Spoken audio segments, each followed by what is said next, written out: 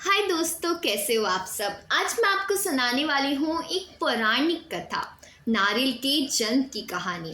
प्राचीन काल में सत्यव्रत नाम के एक राजा राज करते थे। वह प्रतिदिन पूजा पाठ किया करते थे। उनके पास किसी भी चीज़ की कमी नहीं थी। वह धन दौलत से लेकर हर प्रकार की सुविधा से समृद्ध थे। हालांकि इसके बावजूद भी राजा की एक अभिलाषा थी जिसे वह पूर्ण करने की चाह रखते थे। दरअसल राजा सत्यव्रत को किसी प्रकार से स्वर्गलोक जाने की इच्छा थी। वह अपने जीवन में कम से कम एक बार स्वर्गलोक के सौंदर्य को देखना चाहते थे, लेकिन उन्हें इसका मार्ग नहीं पता था। इधर दूसरी तरफ ऋषि विश्वामित्र अपनी तपस्या के लिए घर से बाहर निकले। चलते चलते वह अपनी कुटिया में काफी आगे चल गए थे। काफी समय बीत गया, लेकिन वह नहीं लौटे। इस कारण उनका परिवार भूख और प्यास से तड़प रहा था।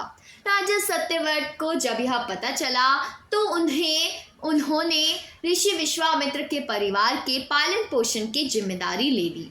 कुछ समय बाद जब मुनिवर लौटे तो वे अपने परिवार को कुशल देखकर काफी प्रसन्न हुए। उन्होंने पूछा कि उनकी अनुपस्थिति में किसने उनकी देखभाल की। इस पर ऋषि के परिवार वालों ने बताया कि राजा ने उनके पालन पोषण की जिम्मेदारी उठाई थी। यह सुनकर ऋषि विश्वामित्र तुरंत राजमहल पहुंचे और राजा से मुलाकात की। वहां पहुंचकर उन्होंने सबसे पहले महाराज को धन्यवाद कहा। उस पर राजा ने ऋषि से अपनी इच्छा पूर्ण होने का आशीर्वाद मांगा। राजा की बात सुनकर ऋषि विश्वामित्र ने कहा, बोलिए महाराज, आपको क्या वरदान चाहिए। तब महाराज ने कहा, हे मुनि, मुझे एक बार स्वर्गलोक के दर्शन करने हैं। कृपया करके मुझे वहां जाने का वरदान दें। राजा की प्रार्थना सुनकर विश्वामित्र जी ने एक ऐसा रास्ता बनाया जो स्वर्गलोक की ओर जाता था। यह देख राजा सत्यव्रत बहुत खुश हुए। वह तुरंत रास्ते पर चल पड़े और स्वर्गलोक पहुंच गए। यहाँ पहुंचते ही इंद्रदेव ने उन्हें नीचे धक्का दे दिया, जिसके कारण वो सीधे धरती पर गिर पड़े। राजा ने सत्यव्रत ने तुरंत सारी घटना ऋषि विश्वामित्र को बताई। राजा की बात सुनकर विश्वामित्र गुस्से से आग बबूला हो उठे। उन्होंने तुरंत सभी देवताओं से इस बारे में बात की और इस समस्या का हल निकाला। इसके बाद राजा के लिए एक नया स्वर्गलोक बनाया गया। नए स्वर्गलोक को पृथ्वी और देवताओं के स्वर्गलोक के बीचों बीच स्थापित किया गया ताकि किसी को परेशानी ना हो। नए स्वर्गलोक से राजा सत्यव्रत को बहुत खुश हुए, लेकिन विश्वामित्र को एक चिंता लगातार सता रही थी।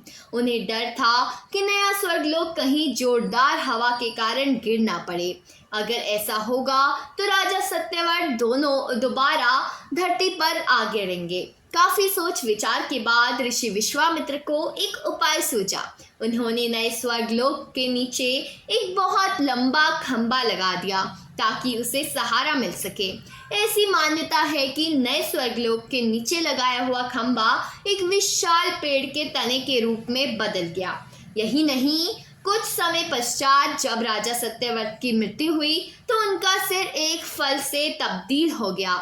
सभी ने उस खंबे को नारियल का पेड़ कहा जाने लगा, जबकि राजा का सिर नारियल के रूप में जाना गया। यही कारण है नारियल का पेड़ इतना लंबा होता है।